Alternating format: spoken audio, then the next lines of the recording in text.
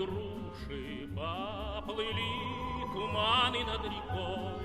Выходила на берег Катюша, на высокий берег, на крутой. Выходила на берег Катюша, на высокий берег, на крутой. Выходила, песню заводила про степного сизого орла, про того, которого любила, про того, чьи письма. John Moore is a rather new subscriber to my channel, and I talked him into making videos and post them on YouTube. I think it was a brilliant idea because I watched his vids and I liked what I saw. You'll find the link in the description box, and it would be very nice if you subscribe to his channel too. In my last video I told you about my friend Rick from Canada and his body build with Paul Inge. Well, I'm really getting old and my memory doesn't seem to be what it was anymore. I forgot to give you the link to Paul's channel. You'll find it in the description box. Watch his videos and subscribe. He does very nice and tidy builds that are worth looking at.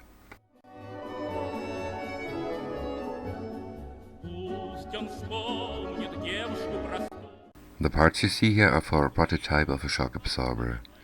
This was an attempt to build a workable suspension for the T-34. My friend Dennis came up with the idea for this, but found out he couldn't make it work with the kit he's building, at least not with the material he had at that time.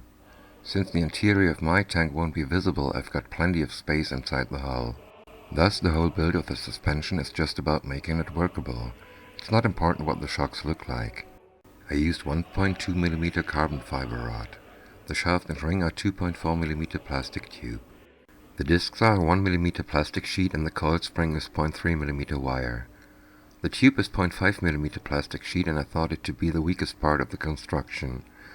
I won't tell you too much about the assembly now because I found out that it works.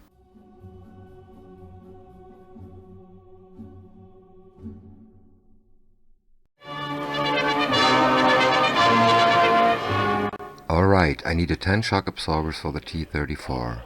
I had to find a solution to save some time building them. You may call me Mr. Ford now, cause I really started mass production. I've literally got dozens of ball pens, and the only important things about those are the reservoirs. One body will be enough, so I was free to use whichever parts I needed. In my case I decided to use the white caps and the coil springs.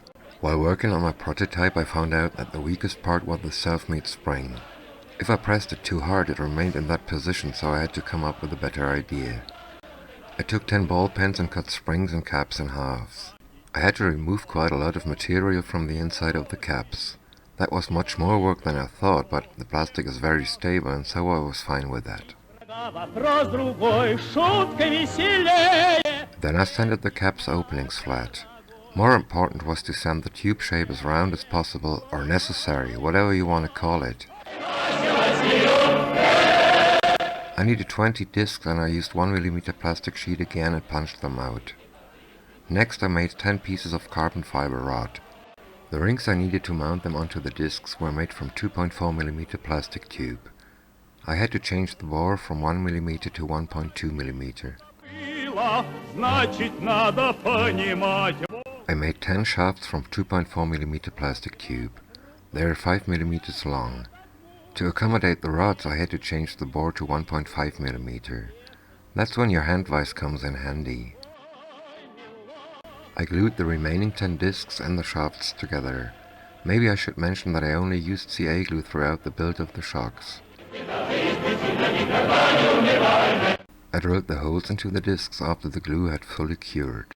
Here you can already see a completed shock absorber. Here are all parts waiting for the assembly.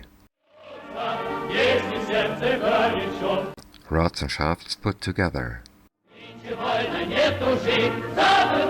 Rings glued in place.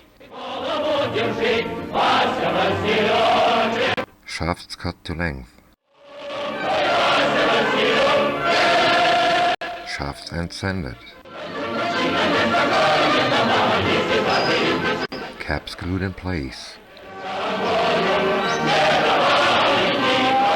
I made the attachment points the same way as the shafts.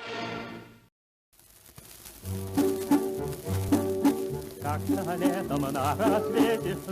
All shock absorbers completed. What's left to do is a little sanding around the attachment points.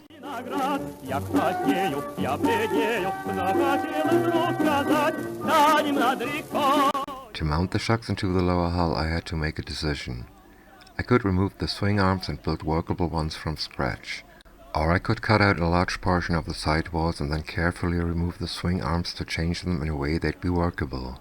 I'll go for the latter because it's easier to build two flat sidewalls than use swing arms. All it really takes is the courage to cut into the lower hull. To make my work easier, I'll make templates according to the dotted lines you see here. That's it for now. In the next part you'll see large holes in the lower hull. Смуглянка молдаванка отвечала парню Влад. Партизанский молдаванский собирается отряд. Нынче рано партизаны в дом покинули родной. Ждет тебя дорога, партизанам в лес густой. Рассмотрявый, зеленый лист лесной. Здесь угляда мы ротаемся с тобой.